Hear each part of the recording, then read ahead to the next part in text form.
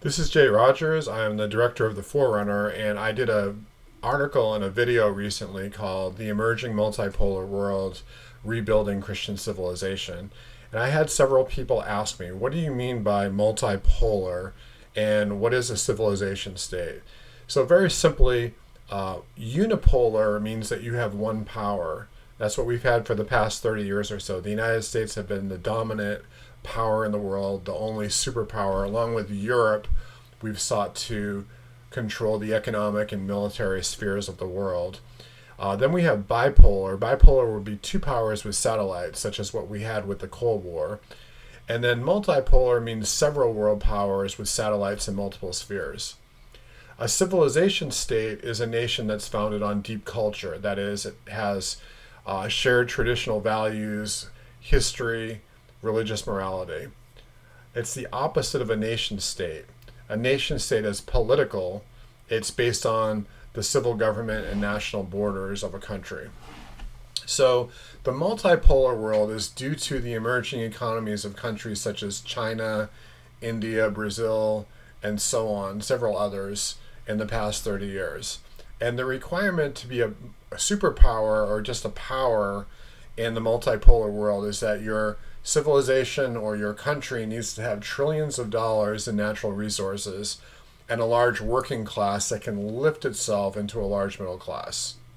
And so that's already happened in several countries. We've seen that throughout the world in the last 30 years. There are all these emerging economies. China is a powerhouse, and so on. And so for the past 20 years or so, there's been this contest as to, are we going to remain a unipolar world? Or are we going to move into a multipolar world? And so, ironically, the West, in trying to save the unipolar world by crushing Russia's economy and becoming very aggressive towards China, it caused this Russia, China, India alliance, which makes up, if you put those three countries together, it's close to 3 billion people out of the 7 or 8 billion people that are in the world. So it's a huge block. And that block has then decoupled itself from the West. And so now they have rival parallel banking systems. They're making attempts to harden their currencies against Western currencies and so on. And so this is occurring at the same time that we have a recession and stagflation, which is threatening the whole world and especially the West. And so this is due to the COVID pandemic, the lockdowns, and several other bad moves by Western economies, Western leaders who have made bad moves in their economies. So it's a good example of overplaying one's hand. You might even say that the Russia-Ukraine crisis happened precisely because Russia had been preparing for this decoupling, working with India and China for the past 8 years or so. And so they knew that the West was largely ignorant as to how prepared Russia and China was to weather these sanctions. And so Western leaders have been insisting that in order to have a thriving economy, you have to have this one world order, this global world order, which would be based on the liberal democracies of the West. And then you'd have to have interdependence among many nations. And so President Vladimir Putin of Russia and his advisors, along with Xi of China and so on, they decided that in order to be sanction proof, that they need only to be a net exporter of fuel and food. So you have this coupling of China and Russia, where Russia has the fuel and they have the food, and China has the money. They have the thriving economy. So together, they're pretty much, if they make an alliance together, they're pretty much self-sufficient. But then they've made an agreement to respect each other's spheres, and they've included India in this alliance as well. So it's not like we're moving back towards a Cold War, like where we have East and West, but we have multiple spheres. The U.S. and Europe, China, Russia, India, and then there's several others that are coming up, such as Brazil, Iran, Saudi Arabia, economies that have trillions of dollars in resources, and then the population to be able to work those resources into a thriving civilization. Okay, so what the West has done, suicidally, I would say, suicidally towards the unipolar world, is to sanction the very products that we needed to survive. Right? So Russia produces fertilizer, it produces natural gas, it produces all of these other rare gases that are needed to produce, microprocessors and other types of processors. And so what they did as soon as we sanctioned them is they turned around and they demanded rubles in payments for these products. They began with gas for rubles, and then what happened was last month, Europe laughed at that. But then within 1 month, by the end of May, everyone agreed to do it because they had no choice. And so now Russia is in the process of demanding rubles for wheat, and they're starting with Africa, and then they're going to go to other countries as well. So it's kind of insane when you think about it. We literally, when we say we, I mean the collective West, we literally created a situation in which the West has said that Russia is not allowed to use euros or dollars to buy and sell. That's the sanction. And any money that's deposited in US dollar accounts in the West can be seized. The United States actually seized over, some people say it's over $300 billion. It's like the largest seizure or a theft of any money in the history of the world.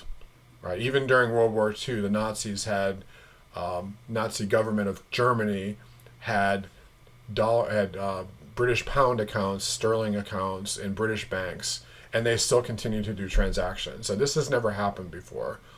So the Russians simply countered that, well, if Western nations want to buy our goods, you can't have them for free, and we can't take dollars because you're going to seize those. So therefore, you have to pay into ruble accounts in Russian banks. So that was laughed at. It was denied by the EU, and it says this is illegal. It violates the sanctions.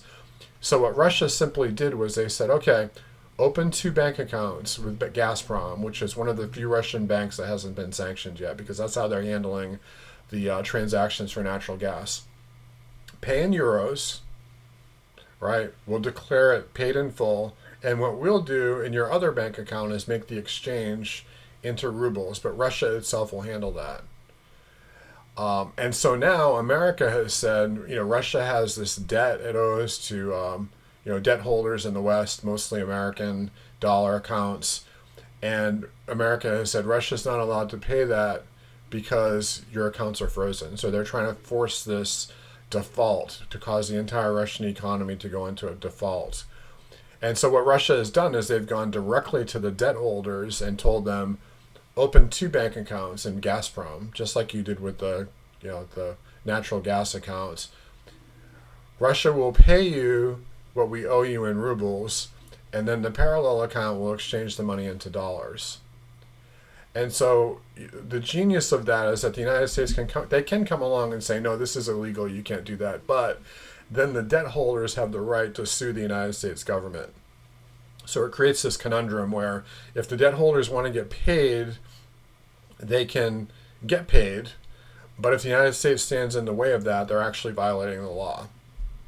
Same thing's happening with oil. That if you've been paying attention to the news, you know that there's all these sanctions on oil that the EU just imposed. By the end of the year, right now they can't afford it, but by the end of the year we're going to impose these sanctions, and we're going to get you down to zero. No oil coming from Russia. But the way that those sanctions are imposed, how do you know where the oil is coming from? Like, how do you know what makes it illegal is that there are insurance payments, like shipped oil has to be insured. It's illegal to ship oil without an insurer. So what Russia is doing right now is they're exporting a surplus of oil into India, and India hasn't sanctioned Russian oil. So India turns around and say, okay, this oil now belongs to us. It's our oil. They're refining the oil, and then they're reselling it under a different insurer, okay? And then what happens overall is the price of oil goes up because it goes by ship, not by pipeline. It has to go from, Vladivostok or wherever around to India, and then, or wherever it comes from. And plus there's a middleman to pay. You have to pay India. So everyone pays more, but who makes the profit? Russia, and then India starts to profit as well. And the transactions between Russia and India are happening, guess what, in their own country, in their own currencies. So that ties their currencies to oil. There's also other landlocked countries in Europe like Serbia and Hungary, and they say, we're exempt from the oil sanctions, where we can't get oil by ship. And so what happens? They will stock up on oil, and they might decide to resell oil to their neighbors. It might happen legally, illegally, but it's going to happen. So there's also many other Russian products that are sanctioned, and what they do is they sell them to China. The Chinese repackage them, they rebrand them, and resold them. And China has been doing that for years with U.S. products. They manufacture U.S. products, they ship them to the U.S. where we resell them. But then China takes that same technology, the same products, and they sell them directly at wholesale prices. I mean, you can go on eBay or Amazon and buy cheaper products from China that are essentially products that are paid for by Western. It's a whole scam that they're doing. President Trump called them out on that, but they're still doing it. The problem is that European leaders and most of the hired staff of European leaders are career politicians. Very few of them have any real experience, any real world experience. They've graduated from college, they've gone right into government, and they're operating as though they're still living in the 20th century. Right? Western sanctions have so many loopholes in the way things actually work in the modern world that the Russian government is literally looking at a block of Swiss cheese. There's so many holes in it that they can just avoid them. So, and this has been known for centuries. It's that if your sanctions, what happens if you sanction a country whose products you need, if the world market needs those products, you're actually sanctioning yourself. And what you're hoping is that the sanctions are going to take place solely on one side, and that the other side's going to absorb most of the pressure, and that they're going to fold, and you're going to win the war economically. That's been going on since ancient times, but especially in the modern world. We call it hybrid warfare. So, in short, all of this is just accelerating the process by which the multipolar world is emerging. This was going to happen anyway, but it may have happened in the next 20 or 30 years. But essentially, 2022 is the end of the unipolar world. We are now in the multipolar world. That's what my last article and video was about. It started off with a statement by the German Chancellor Scholz, and he said that we're looking at a multipolar world. That's the world we're living in. So every time the West tries to enforce a law to keep one nation down, such as Russia or Iran or another country, it's like cutting off the head of the Hydra. All these other heads come up, right? Try to isolate Russia from the entire world. 70 or 80% of the world now has to align directly with Russia and use Russia's system of banking and exchange, and then they're isolating themselves from the Western systems, and we've been relying on the Western systems to have control over these emerging economies. So, in other words, if the West sanctions Russian banks and seizes hundreds of billions of dollars in Western accounts, how quickly could we easily sanction a third world nation if we don't agree with their policies? Let's say there's a Muslim nation, such as, for instance, Iran is a good example. Iran's a weaker country, but they've been able to survive sanctions very well. All right. So this is the reason why most of the world now is moving towards banking and exchange systems that are multipolar and have multiple protections against the unipolar seizures of their bank accounts by the United States and Europe. So the conflict between Russia and Ukraine, I believe, was goaded. I think that Biden is like the de facto leader of NATO, even though it's a multilateral group. It's essentially the United States military. And Europe uses the United States military to try to enforce its vision of liberal democracy in the world. That's been going on since World War II. And most people would think that's a good thing. You want to have liberal democracy, but what's happening in the third world is that this push towards liberal democracy is actually turning into kind of a totalitarianism where the West is controlling too much of the world, and we're actually taking a lot of money from them that they could be using to help develop their own economies and bring their people faster into a middle class type of a thing. Instead, what we're doing is we're enriching our corporations and so on. And that was good for a time, but now they're saying, we want to become independent from the West. So I believe that the whole conflict between Russia and Ukraine was goaded by Biden and NATO in order to try to give the West an excuse to sanction Russia, weaken its economy, and so this move towards multipolarity, or the multipolar world, would be thwarted, and that we can kind of postpone it for at least a time while we give our own economies a chance to recover and to adapt to it.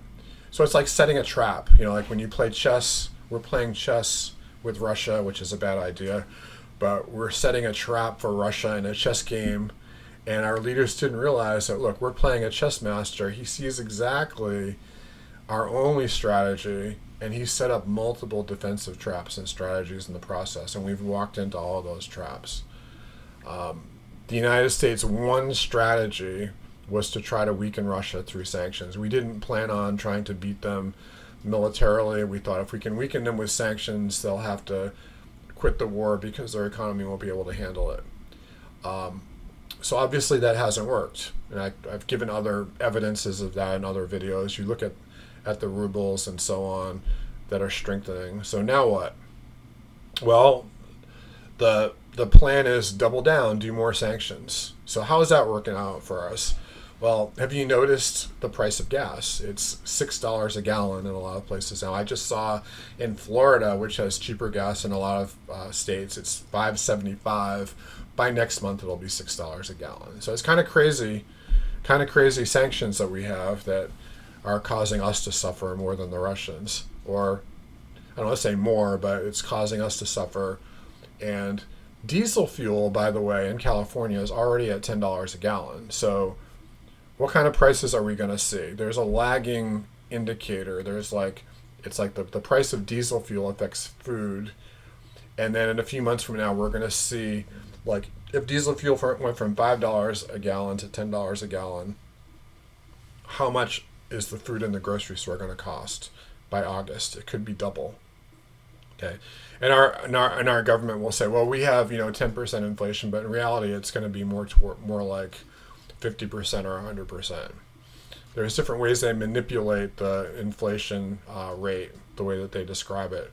So we'll see that lagging correlation. Now, at that point, it doesn't matter.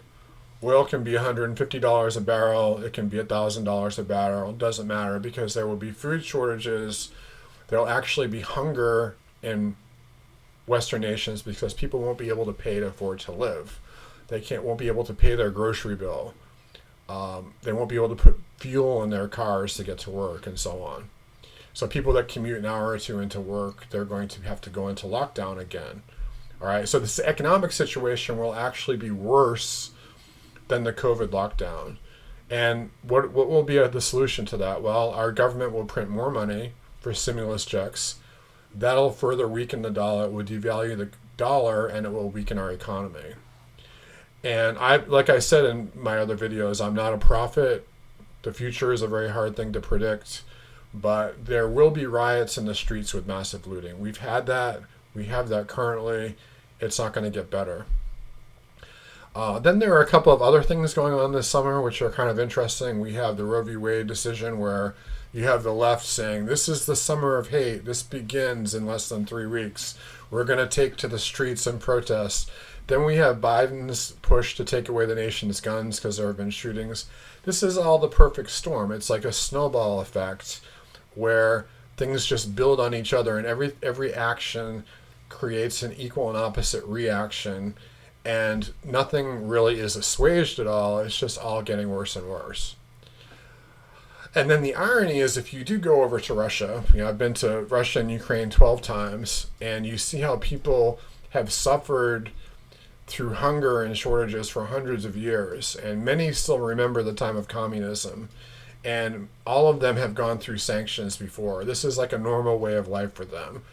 So what this shows is that our Putin experts and our experts on Russia, they know nothing. They know nothing about Russian culture. They read a book in college. They had a neoconservative or a neoliberal professor teach them about Russian history. They might know some of the Russian language, but they have not actually lived among the people in Russia like I have. I have lived for months of my life in apartments with Russian friends. I've traveled on trains with them. I've seen how they live. And even though I'm not an expert, and I myself know very little, I understand something. When sanctions stiffen in these types of countries, the leader becomes more popular. People become more patriotic. they become closer to each other, and they blame the West. And they kind of have this sardonic, melancholy spirit. They call it the Russian soul, where they're very negative and pessimistic, but they just accept it. They say, "Hey, it's Russia. Anything crazy can happen in this country," and that's how they live. So anyway, when I was in Russia in the summer in the 1990s, the electricity would often go out for a day or so, and they would turn the hot water off for 2 weeks at a time in order to work on the pipes. I mean, they actually have centralized. It's kind of crazy, but they actually have centralized heating systems in their water there. And so if you did that in America, if you turned off the water, like I was in an apartment one time and they said, "Oh, you're only going to have water for an hour a day at 2 o'clock. So make sure you do your laundry and take your bath at that time of day." So, or the electricity would go off for a day or so, commonly. If you did that in a major city in America for several hours, there's going to be riots and looting in the streets. So there's this idea in politics and social science. It says in order for a culture to grow, you have to experience some hardship. When a culture becomes rich and stays very rich, the culture starts to decline. People get soft. They forget how to love hard work and so on. And they forget how to suffer a little bit to get ahead. So it's kind of similar to Tertullian. Tertullian was a church father, and he noticed that the church would grow anytime there was persecution. He said the blood of the martyrs was the seed of the church.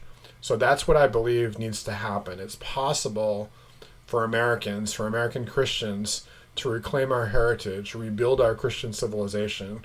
But in order for that to happen, we're going to go through a crisis. And I think that when historians look back at this era, they're going to see this was the age of Western arrogance and stupidity. But hopefully, we can come together. We can be thankful for this time, because it's actually going to lead us into a world where we're not being controlled by liberal humanists anymore. Each culture is able to thrive and develop its own civilization state.